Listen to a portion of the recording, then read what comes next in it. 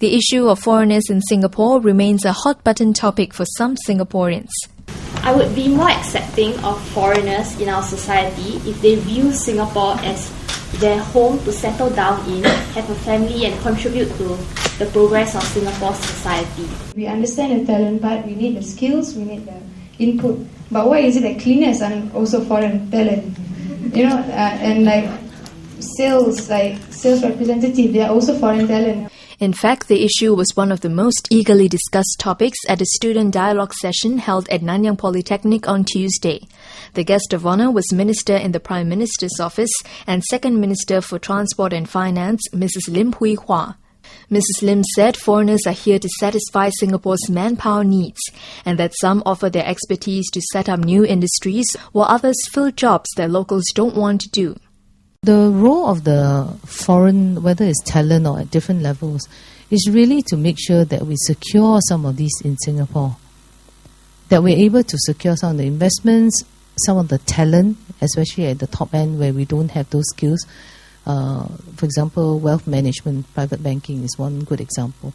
So we try and anchor some of them here, and then we build out our own workforce, and then we hope that we can keep these jobs here for a long time. And that's really how we should see the foreign people.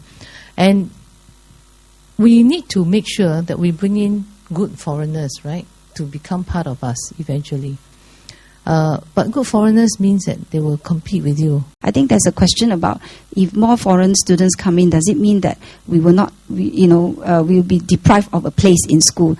Actually, at all levels, including the tertiary institutions, there is a quota just for the foreign students.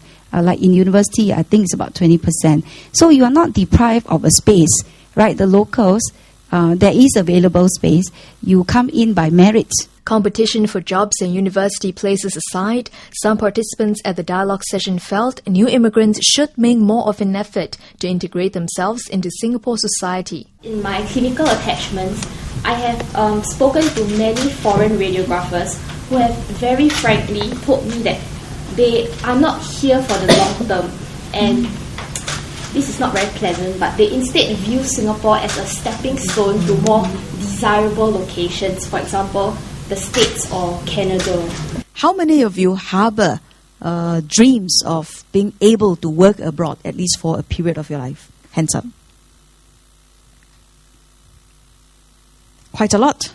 And how many of you harbour dreams of getting a job overseas and hopefully never to come back again? There, we have honest people there. This must be relatively reflective of what our, foreign counterparts must be thinking too when they look for greener pasture elsewhere, whether it's for a temporary period of time or for a more permanent period of time. What makes a big difference, I think, in whether you want to look for greener pasture permanently or temporarily, I think, is whether the country gives you that strong sense of hope or not. Some 100 students from Nanyang Polytechnic attended the dialogue session organised by the People's Association, Women's Integration Network Council and Women Advisors. The event engages women on issues concerning their welfare and national policies. The topics discussed range from the ageing population to education.